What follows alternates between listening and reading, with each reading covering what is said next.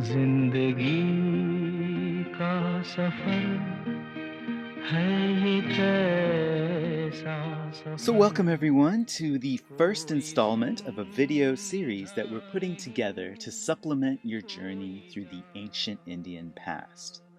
Now, if the chaos of this world is getting you down, this journey that we're about to undertake might be just the thing you need. Over the course of about 12 weeks or so, we'll be taking a kind of fantastic voyage through the fascinating history of myth, ritual, and epic in ancient India, which is home to one of the most vibrant and long-lasting cultures on the planet. So we'll be starting at around the year 2500 BC or so, which was a long time ago, but it was a time of great mystery in India, as the subcontinent was home to a civilization that was already surprisingly sophisticated for its time back then. We'll then travel pretty quickly through ancient Indian history, all the way up to around 500 AD, when India found itself in the midst of a great flowering of classical culture. A lot of this classical culture actually you can find surviving even to this day, especially within the domains of Hindu, Buddhist, and Jain religious traditions.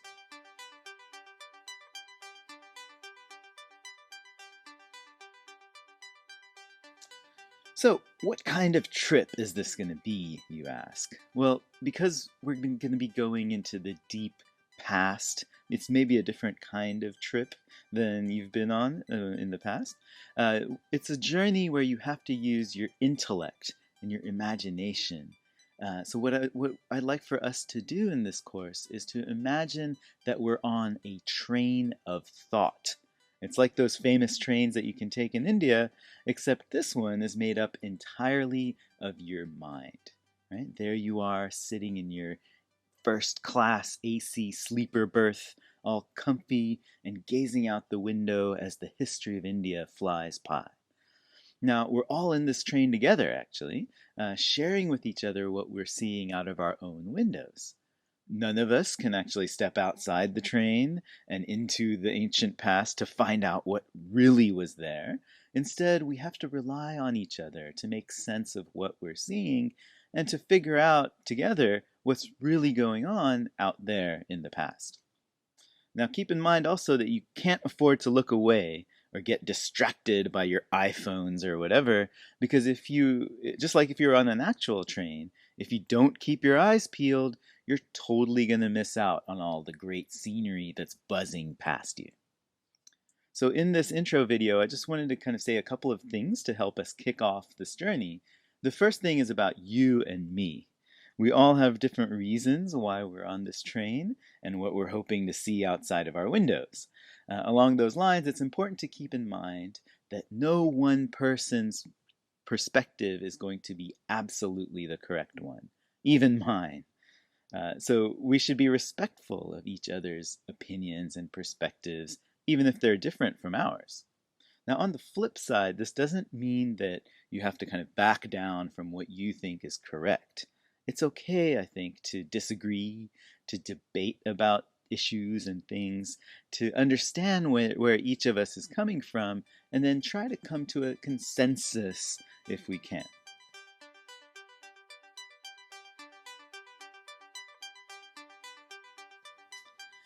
The second thing I want to say is that as we're looking outside of our windows, there are going to be a few themes that are going to keep popping up throughout our whole trip. Maybe the most important of these is the concept of identity. Now, every human being at one time or another asks the question, who am I? And communities have come up with different ways to kind of traditionally answer that question so that a group can have a sense of belonging, be able to work together, have a tradition, a legacy, a sense of pride. We'll be talking a lot about how different kinds of identities are forged in the ancient past.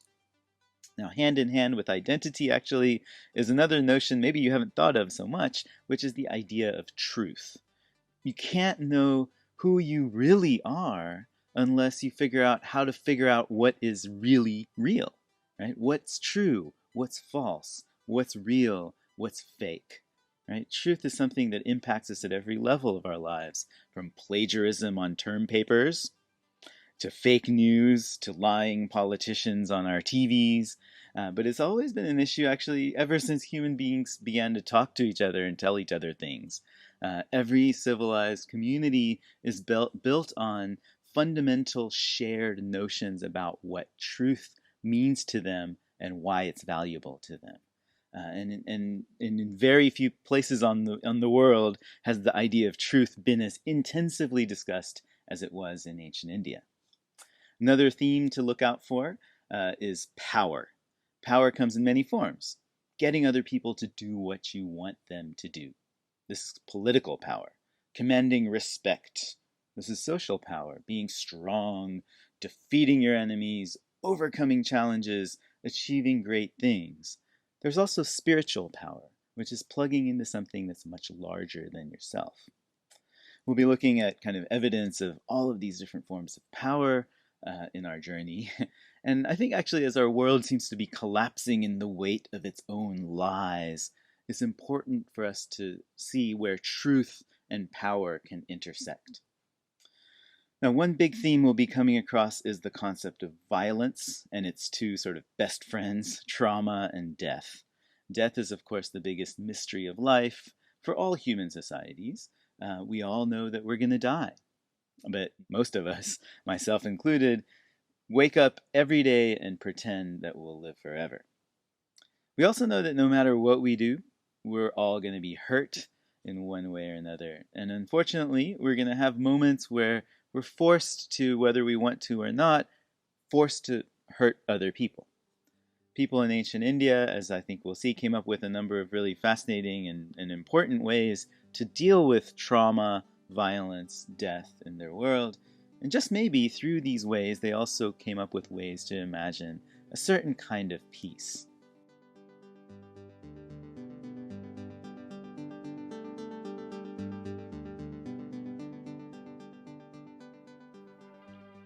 Now, before I let you go, let me say a couple of words about the windows of this train of thought that we're going to be riding on. For the most part, these windows that we'll be looking out of are made out of literature. This means all of those old texts that have survived the tests of time for thousands of years in India. It's a very thick window, though, with a ton of layers between us inside the train and them out there on the outside. The people of ancient India created a lot of texts. From the ancient Vedas to the Upanishads to the Buddha's sermons to the great Sanskrit epics. Most of these were written in either the classical Indian language of Sanskrit or the Prakrits, which were the different regional vernaculars in the first millennium. Now, until Europeans came to India and set up print shops, these texts could only be transmitted in really two ways. One was orally, by word of mouth from person to person, or through manuscripts, which are documents that were written by hand on palm leaf or birch bark or paper that was usually made out of like hemp or other recycled materials. These manuscripts were then physically copied from older manuscripts and then disseminated all across the subcontinent. Now, unlike places like Tibet or China, manuscripts in India don't tend to survive for very long. It's mostly because of the climate, but also because of wear and tear and all the insects and rodents who like to eat these things. And so they had to be copied over and over again. Most of the ones that are still surviving, and there's like 10 million manuscripts that still survive in India, these are all from about 300 years ago, maybe 400 years ago. Now, that might seem pretty old to us, and it is kind of compared to anything at all in Canada, but it's nothing compared to the 3,000 years of history that the texts themselves have undergone.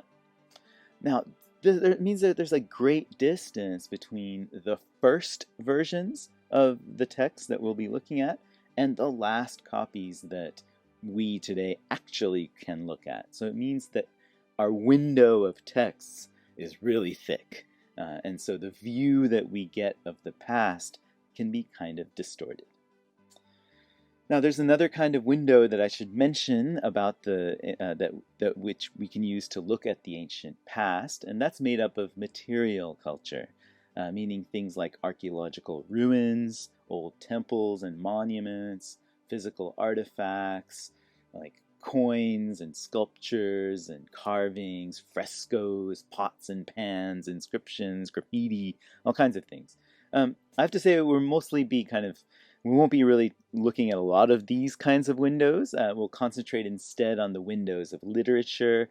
It's not that I have anything against material culture; it's great, but actually, it's mainly because I've been trained as a textual scholar in graduate school at Berkeley. I work on Sanskrit literature, and I'm especially interested in how stories have shaped the formation of social identity and power in the Indian past. Stories, in a kind of broad sense, whether it's the great epics or even just a simple folk tale, stories have always been really important to communities as a way to make sense of who you are and what your community stands for. People use stories to explain what's true and what's false, to regulate what's good and what's bad, what's right and what's wrong, what's normal, what's weird, right?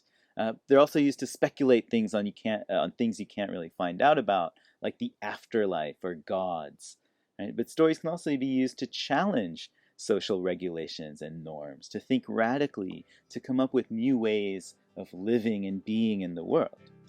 Myths, epics, and tales, all of these things have acted as a kind of playing field for new ideas and ways of imagining our place in the world and of finding deeper meaning within ourselves. This is true not just in India, which we'll find out, but in all the cultures around the world. So hopefully we'll be seeing some of these things in our train ride through ancient India.